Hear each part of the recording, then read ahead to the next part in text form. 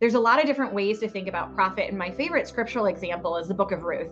Yeah. And when we think about the book of Ruth, everybody always thinks about Boaz, right? Because Boaz, if you're not, super familiar, Boaz is this wealthy farmer who has employees and managers working for him. And he has enough crops that he's able to have margin around his fields that the poor can come and glean.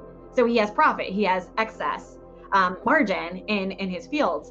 And so a lot of times we think about Boaz as being profitable, but throughout that story, the main character of the book, Ruth, the Moabite widow who comes back with her mother-in-law, Naomi, to Bethlehem, actually, she's in poverty, right? She has no belongings, she has no resources of her own. But throughout the book, she's able to work in the fields and always have enough for her and Naomi. And it even says, like, when she goes to lunch, she eats her fill and then has like a doggy bag. She has a take-home box that she brings home to Naomi.